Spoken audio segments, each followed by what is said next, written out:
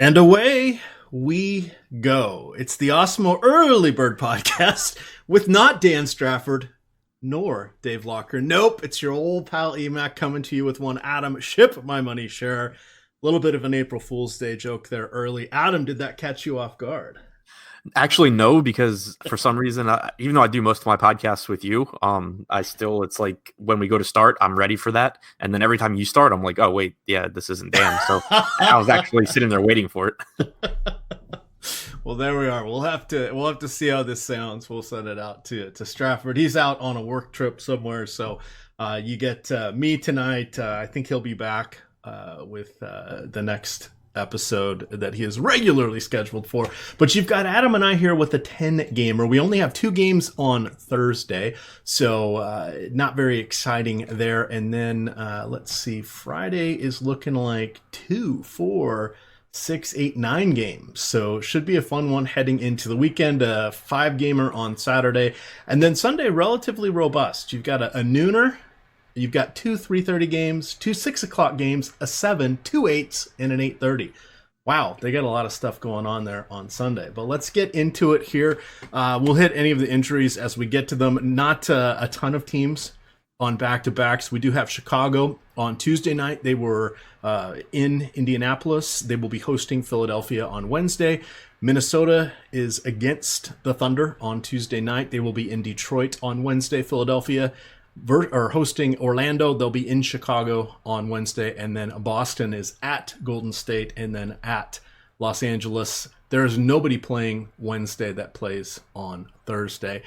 Adam, let's just jump right in here. We've got a little bigger slate than what you and I get to normally work with here, but that's what is going to make it a little more exciting. I see up at the tippy top here, we've not only we have the Washington Wizards. They're hosting the Dallas Mavericks. And I think, you know what? We're just going to turn this over to you. Luka Doncic, take it away.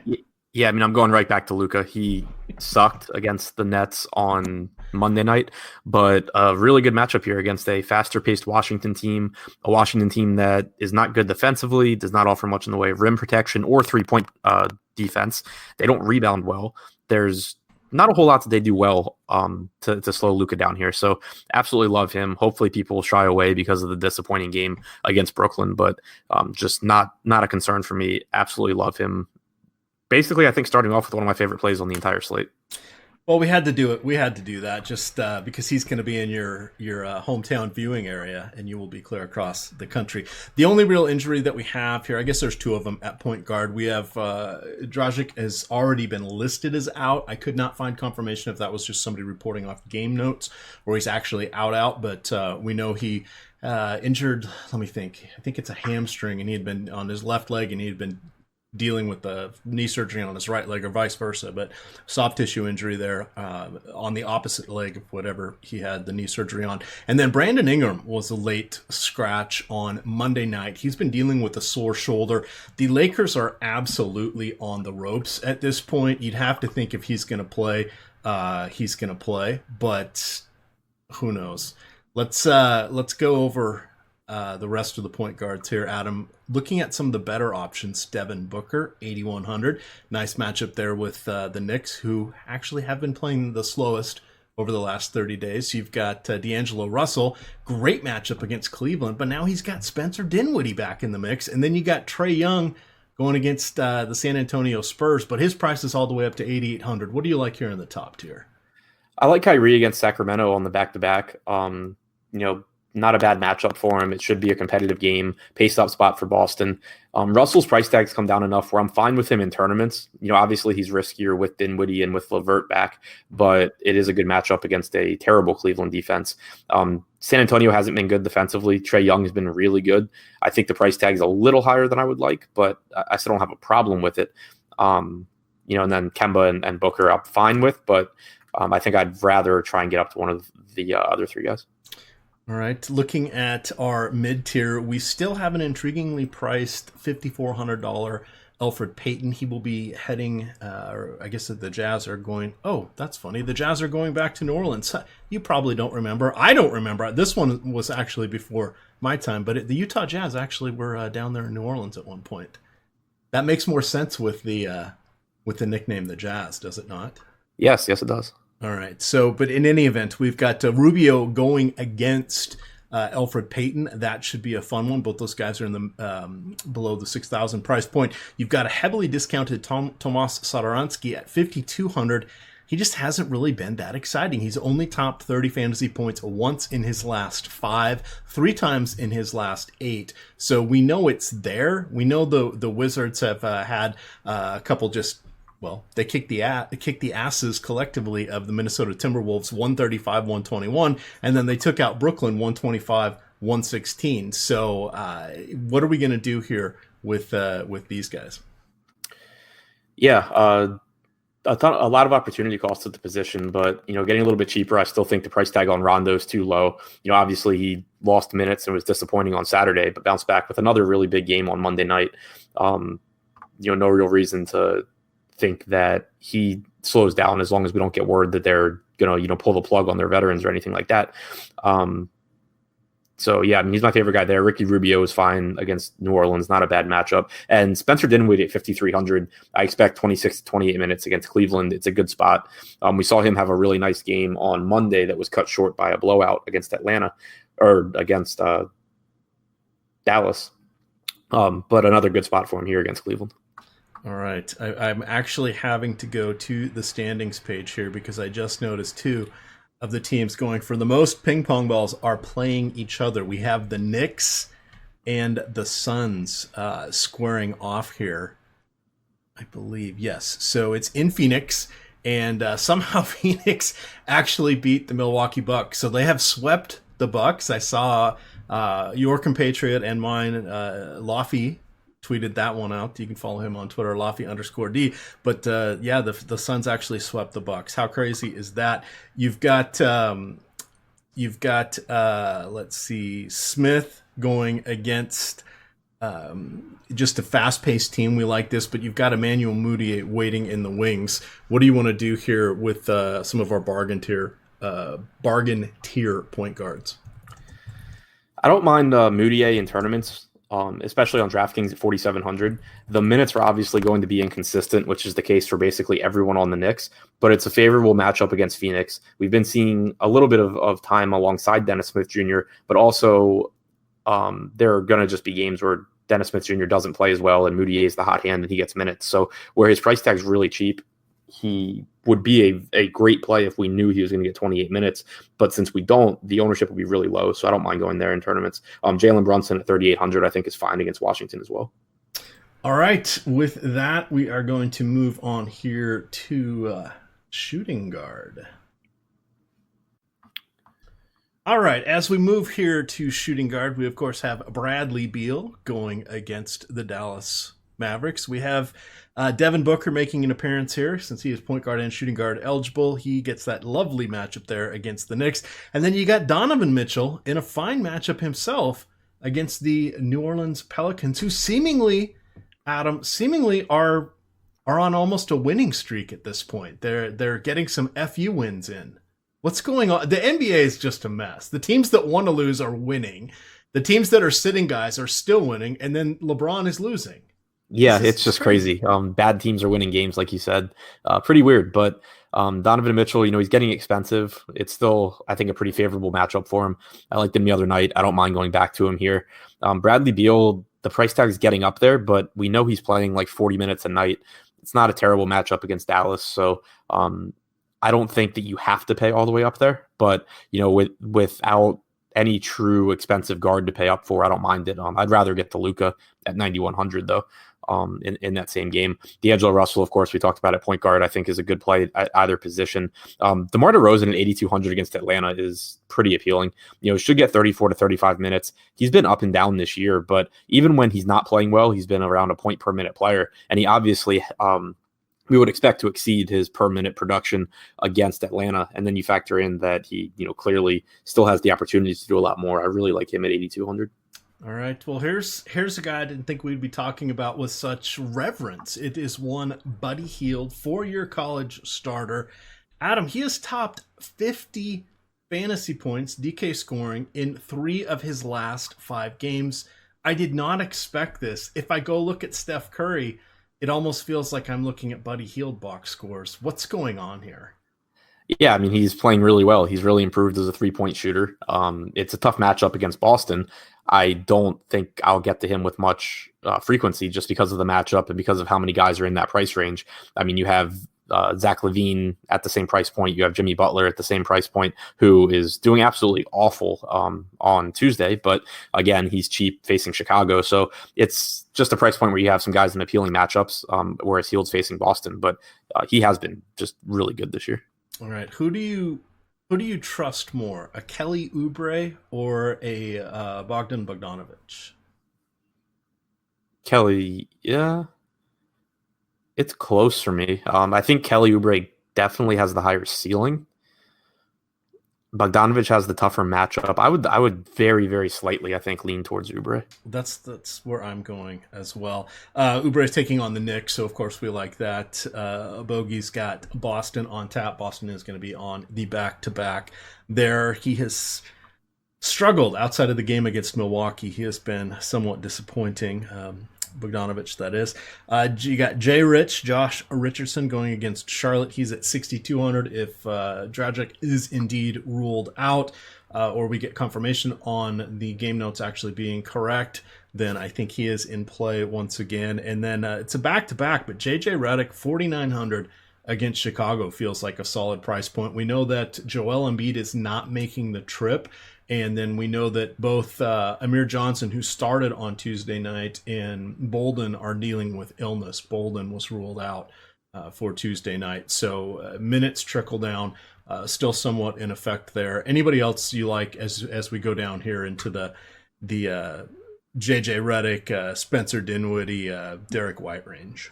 I like Redick and I like White. White's playing really well. The minutes are there. Has a great matchup against Atlanta. The price point hasn't really moved enough. So I think that he's a really good play at point guard or at shooting guard.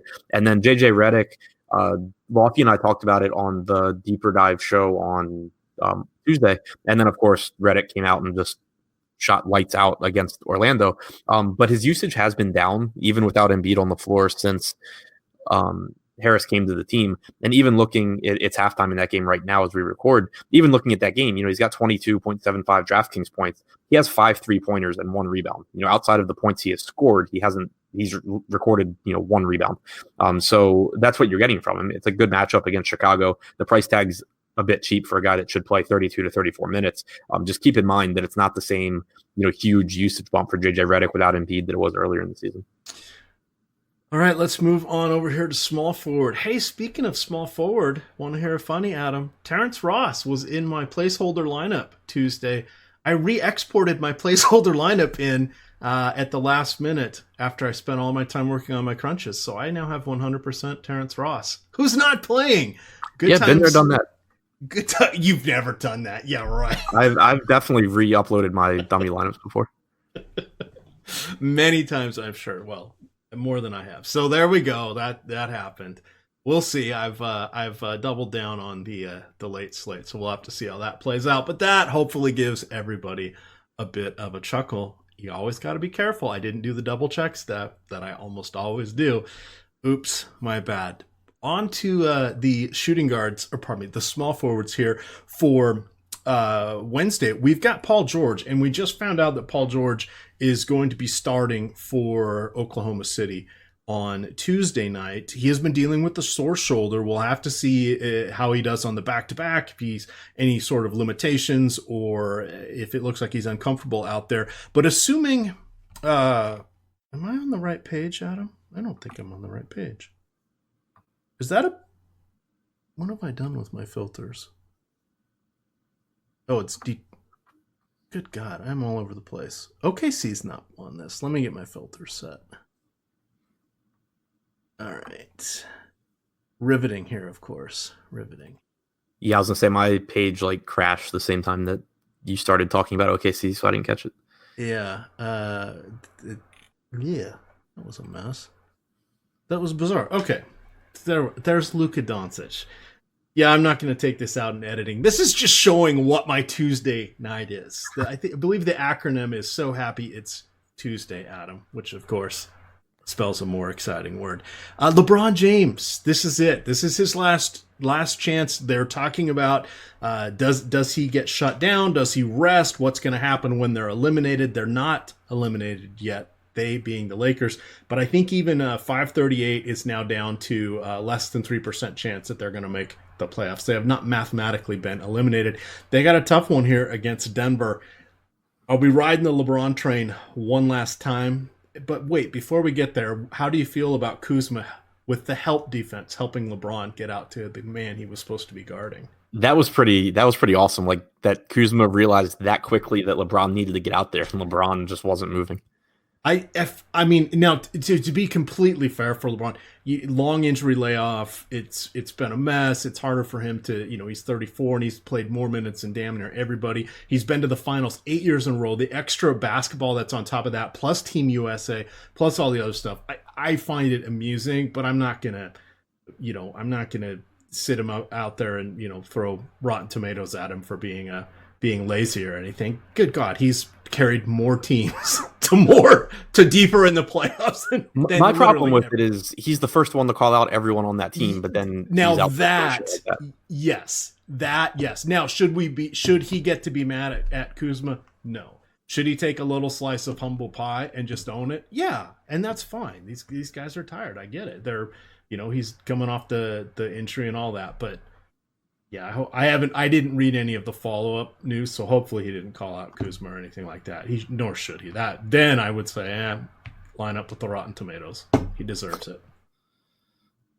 But what are we doing with him on Wednesday? 11,200.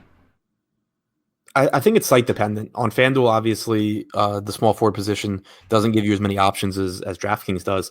On DraftKings, it's tough for me to justify paying an extra $2,200 for LeBron over Luka, or an extra $2,400 for LeBron over Ben Simmons against Chicago without Embiid, or $3,100 over DeMar DeRozan.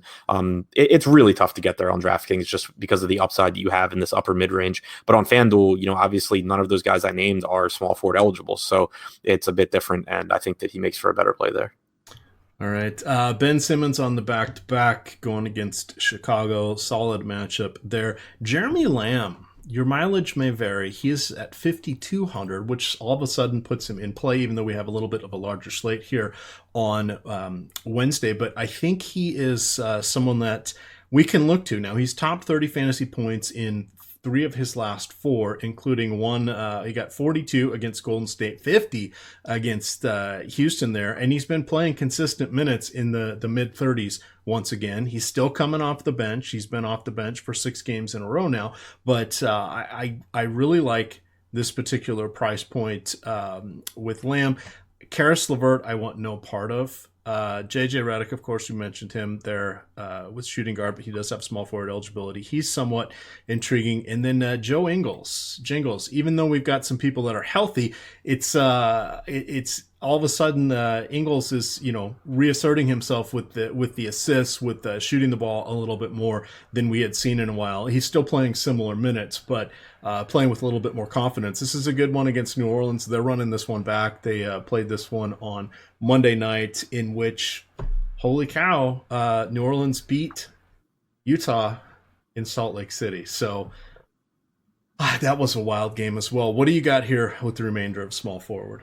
Yeah, I mean, I think it's a perfectly fine spot for Ingles. I think that Rudy Gay is kind of appealing, coming off of a big game against Denver, but now just gets the best matchup that you can get in fantasy basketball going against the Hawks, a very fast-paced team that does not play defense. So the price tag's not really appealing, but I imagine he'll be very low owned in a good matchup. Otto Porter against Philly is fine. Just pay attention to the news there. They did just give him a rest day, and now it's a back-to-back for him. Jeremy Lamb, like you said, the price tag's appealing. The minutes are there. I don't like the matchup, but the minutes and the opportunity is certainly there for Lamb. All right, last couple guys we have. I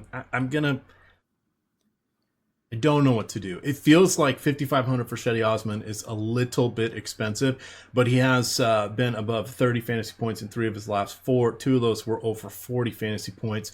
That's pretty solid. Not a lot has really changed with Cleveland. We're guessing that it's not back-to-back, so we should see Kevin Love Tristan Thompson, who knows if he's going to play again this season? He's been out 18 games and counting. Do you like Shetty? Would you go to take the 10% discount on DK and go to Jay Crowder, who's coming off a solid game against New Orleans himself, or dropping all the way down to Mikal Bridges, who has been solid, though not spectacular, for the Suns? 3,800 is darn cheap. Yeah, I mean, I like Crowder still. The price tag is finally coming up, but he was just really underpriced. So 4,700 is a pretty good spot for him. I think I like Will Barton more than Chetty or the other guys, though. 5,600 playing 30 to 32 minutes in a huge pace-up spot against a Lakers defense that's been absolutely awful. I think that there's a lot of upside here for Barton. All right, moving to power forward, 7,500 here for one Kevin Love. He has played, let's see, in his last 4 games. Now, he did sit out one of them. It was the front end of a back-to-back, so that's all right. He's played 25, 28, 28, 29 minutes. He has scored 54, 36, 43, and 39 DraftKings points in those. Okay matchup against Brooklyn. They're playing a little bit better team defense than we've expected from them in the past, but they're still playing relatively quickly. Love's now up to 7,500, but if we were to get 40 points out of him with, well, let's say 38 to 41 fantasy points with a certainty level of approximately, 65% he gets in that little range there. Is that worthwhile for you? Because we don't know what kind of upside he has unless he's literally sinking all his shots, because I doubt he plays more than 30 minutes. Yeah, I mean, I still think he has plenty of upside here just because of the spot and because of how involved he is in the offense. I mean, it's a Brooklyn team that's just been abused by opposing bigs this year. Love's a great rebounder. He's a really good scorer. I like the spot for Love quite a bit.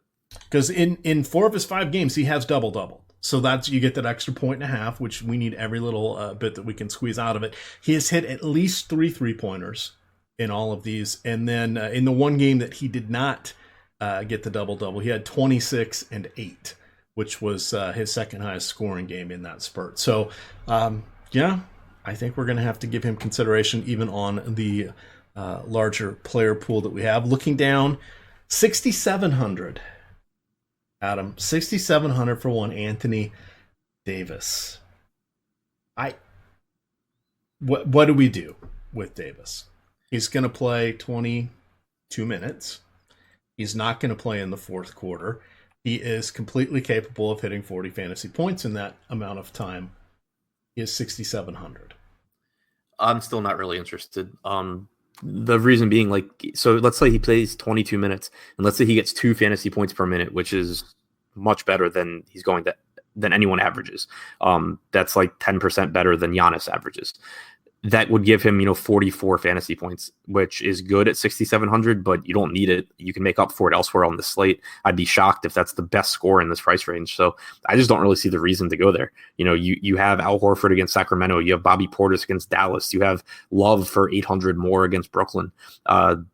Aldridge against Atlanta. There's no reason that I can see to go to Anthony Davis. Yeah. Now, in 3 of his last 4 games, he's been doing everything we would need him to do to hit that ceiling game.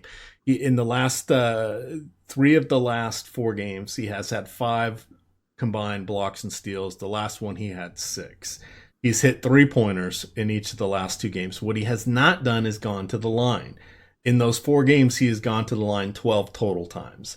That's really hurting his upside. His usage is still there, but he's taking more. He's not driving as much as we'd like to see, and he just isn't out there long enough to get enough rebounds to get into that double-double bonus, which we really need. So this one is we're probably going to get close to 40. Is that enough? No, basically, and I agree with what Adam is saying. A lot of people will not play him on certain things. So, I mean, if you want to get wacky with it, you can. But remember, we still have in-game injury risk with him. Not just, and if anything, if he even gets a hangnail or something at him, they're taking him out of the game. Yeah, I mean, even without that, I just have no interest. Okay. But we do. It's getting to a point where you really got to start talking about if he was 6,000 even and playing 20 to 22 minutes, what would you do? Probably still not be that interested. Okay. Just because, I mean, 44 points is 44 points. you can find that from so many guys that have higher upside. Okay. And this is going to be a conversation that we have out there. So this is kind of one to tee it up now when we're not as emotionally invested as, oh my God, Anthony Davis, 5,900. We have to play him. No, I don't know that we do. Gamers, I don't know that we do. Finishing up the power forward position, we've got quite a few people here in the mid tier. You've got John Collins, who I believe he was out with an illness the last game. He's down to $7,000. You have Julius Randle. His price keeps creeping up, but he is the one that is getting a lot of love there, with Anthony Davis not doing a ton, or actually not playing a ton. Bobby Portis is someone who's somewhat intriguing. Trevor Ariza is falling off everybody's radar. What the hell's going on with Larry Nance Jr.? Do you like any of these guys here in the mid tier? I like Portis against Dallas. I think it's a nice spot for him. Mentioned Aldridge when we were talking about Davis, but playing probably 35, 36 minutes against Atlanta is pretty appealing. Trevor Ariza has been playing reasonably well, but the price tag's gotten high enough where I don't really see the need to go there. Larry Nance, kind of the same thing. It's a favorable matchup against Brooklyn, but with Kevin Love back and with Chetty back, it's just not really that appealing for him. All right, last guy we're going to mention, and I want to bring it up because his price keeps ticking up, and he's lucked into a couple of his outcomes. Harry Giles just is not getting the same minutes that a lot of people were plugging him in for when Bagley went down with his injury. A lot of that, and I didn't look at the last game flow, Adam, but a lot of that has been because he has pretty much been just the backup for Willie Cauley-Stein. Are you still cautioning people to play one of them or just not play Giles? Yeah, I mean, he's the backup center. He's been the backup center like all season long. I'm not sure why people suddenly thought he was going to start playing a different position and play more minutes alongside Cauley-Stein. And looking at the last game against the Knicks, that was the case once again. We got 25.8 minutes from Cauley-Stein. We got 22.2 from Harry Giles. You add them together, it's 48 minutes. And so with the price tag creeping up, it makes it so it's really tough to roster him because you're looking at 18 to 22 minutes. And he's very productive on a per minute basis. It's just that it gets tough for him to really outperform that price tag now that it's rising. All right. I'm just looking at the upcoming schedule here for the number 8 seed in the Western Conference. That would be the San Antonio Spurs. They are in Atlanta. Okay, that's about as much of an island game as you can get. Of course, they did play Monday. They beat Denver. I was just trying to guess, will anybody rest? I don't know, because they don't play again until Sunday, Adam. So that's, let's see, all day, Thursday, Friday, Saturday. So they get 3 full days off, and then it's the Sunday night game. So I could see if they get in control, DeRozan or Rudy Gay or Aldridge don't get as many minutes, which would absolutely make sense, but they are hanging on by a thread here in that dog-eat-dog world that is the Western Conference to the last playoff spot. So I don't think we get anybody announced out before the game. Any thoughts on that at all? No, sounds right to me. All right, let's get on into center and close on out the Early Bird Foundational look here. At the top, Adam, your second favorite player, you have Nikolai Jokic. He's going against the Los Angeles Lakers. He is in LA. He is 10,600. If you were choosing between him and Doncic, where would you go? Both of them. I can tell you right now, I'd be surprised if they're not 2 of my highest owned players. It's just such a good spot here for Jokic. He's still absolutely phenomenal, playing around 34 minutes in competitive games. I have no reason not to like him. And obviously the argument against him would be the center position is always deep. And that's the case again here, where you have a Towns, you have Drummond, you have Gobert in a really nice spot. There's certainly other centers you can go to, but without guys like Westbrook and Giannis on this slate, I think that, there's a good chance Jokic is the highest scorer on the slate. All right. One guy that is well, I don't want to say he ever left, but I kind of gave up on him for a little bit. DeAndre Ayton, I was worried he had hit the rookie wall part 2, but he has played 34 minutes in each of his last 2 games. And that's the important part to me. Prior to that, it was 28, 25, 33, 35, 29. So I was a little worried that those minutes might start to be trending down. I read those in reverse chronological order, but he's back up to 34. I'm happy that he has scored 45 and 50 fantasy points in those 2 games, one against LA and one against Milwaukee.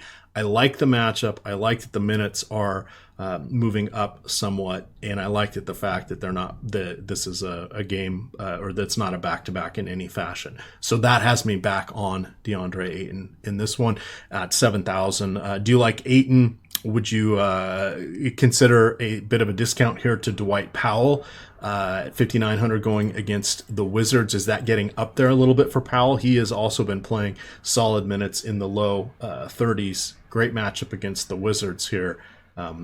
Which do you like better? Do you like both? Or are you just letting lineup construction dictate? Because if you're playing Jokic, you only have the utility spot to utilize for center, a second center. I really like Powell here. You mentioned the minutes being up, and I think they might even be higher than people are going to give him credit for, because he's played 37 minutes in each of the last 2 games that were competitive. He played 32 minutes on Saturday against Memphis, didn't play the final 8 minutes of the game. Dallas got blown out by Brooklyn on Monday night. You have a matchup against one of the worst rebounding teams in the NBA in Washington. Powell's been a point per minute guy all season long, and it's a matchup where he should be able to score more than a point per minute. So I really, really, really like him a lot here against Washington. I'd rather save the money on him over Ayton. I think Ayton's fine. It's just that I'd rather pay up for Gobert, or you can save some money going to Horford or Powell, who I just absolutely love. All right, with that, we are going to get on out of here. We have all sorts of goodness coming down the pipeline here for Wednesday, for NBA, for PGA, for all the good stuff. Starting at 9:15, you're going to get one Adam Scherer going with Josh Engelman with the NBA DFS strategy show. You're going to get the deep dive. You guys might start that a little early. What? It's 10 games. Do you go at Yeah, we'll start at 4:45 Eastern. 4:45, and then you'll get live before lock. You've got a show with Jay Kari, who will be going over NHL. And then at 9 o'clock, you will also get the PGA show with Ben Arasa and Jason, and they will be breaking down everything, weather, matchups, draws, etc. for the upcoming PGA tournament. So we got all sorts of goodness coming here for you on Hump Day. With that, you can follow Adam at ShipMyMoneyDFS. I am at EMACDFS, and of course it is Awesemo_COM. With that, gamers, good luck.